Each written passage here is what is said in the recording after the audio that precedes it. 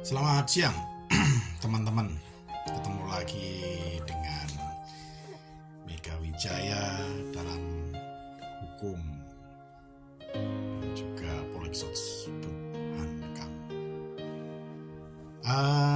Hari ini saya akan membahas tentang Komeng, di mana dia ini orang yang berkaitan dengan seni dan budaya, tetapi pada penunjukan kerjanya dia sebagai perwakilan rakyat, dia disuruh menjadi orang yang ngurusi pertanian. Nah, ini juga ada relationnya juga dengan pendidikan yang dari Menteri Nadiem, ya, terkait dengan kondisi anak-anak sekarang ini. Banyak sekali viti-viti yang beredar di mana-mana, ya, di mana seseorang bertanya kepada murid-murid di Indonesia dan kebanyakan mereka tidak bisa menjawab tentang pertanyaan-pertanyaan yang diajukan. Ini juga ada relationnya atau hubungannya juga dengan kita yang sudah sekolah, ya, sampai sarjana, lulus, mencari kerja, ya, lulusannya apa, dapat kerjanya apa, gitu. Banyak sekali lulusan-lulusan di Indonesia itu yang dia pendidikannya A gitu ya, contoh gitu, tetapi kerjanya itu jadi B gitu.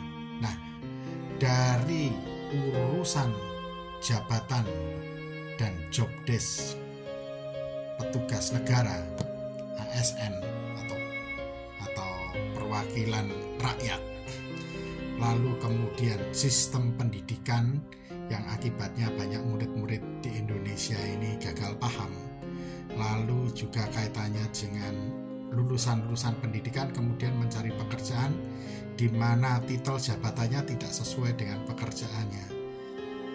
Ini 3 contoh mendasar dari rusaknya peradaban dan rusaknya kemajuan rakyat di Indonesia.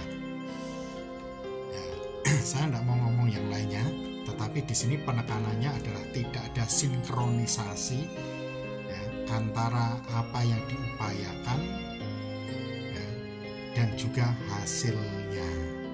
Nah, sekarang si Komeng ini kan kita tahu semua, dia kan komedian, orang budaya, orang seni. Lah kok kan suruh ngurusin pertanian?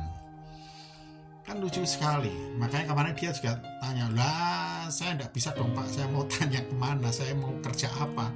Orang komedian, orang terkait dengan budaya dan seni kok suruh ngurusin paret. Tidak logis itu. Nah, di sini kelihatan sekali bahwa ya selama ini bagi-bagi jabatan itu asal-asalan aja gitu. Di sini kita lihat bahwa dari atasnya aja, ya, dari orang yang mengatur negara aja asal-asalan, lalu turun ke bawahnya akhirnya adalah adik-adik kita yang sekolah ini, ya hasilnya juga tidak bagus. Dan juga para pencari kerja, orang yang sedang mencari kerja pun juga asal-asalan juga gitu. Inilah yang membuat Indonesia itu tidak berkembang. Walaupun Indonesia setiap tahun mengadakan HUT RI Republik Indonesia yang sudah terbebas dari penjajahan, ya betul terbebas dari penjajahan, tetapi tidak terbebas dari yang namanya doktrin-doktrin, tidak terbebas dari penjajahan ekonomi, tidak terbebas dari doktrin-doktrin hukum, tidak terbebas dari kebebasan untuk memilih pekerjaannya sesuai dengan kapasitas kerjanya.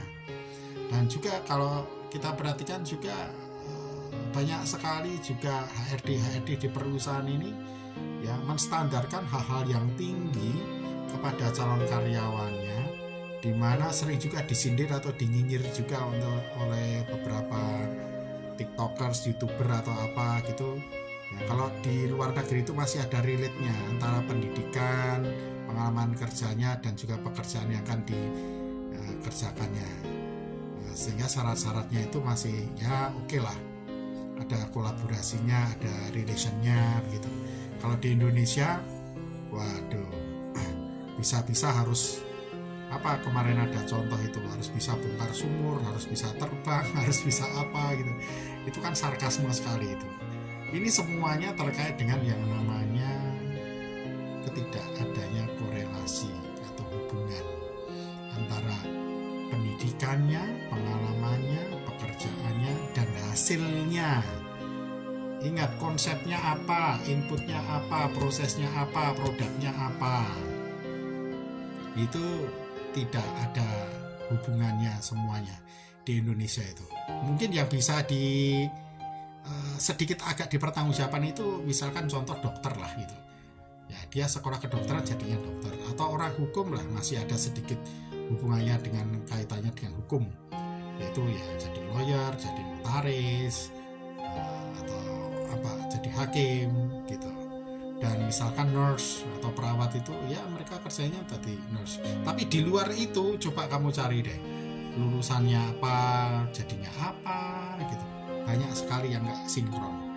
Nah, saya kira di Indonesia kalau mau maju, kalau mau berkembang, ya harus mulai memikirkan itu dari kepala negaranya dulu, buat kebijakannya dulu, ya yang terintegrasi seperti itu.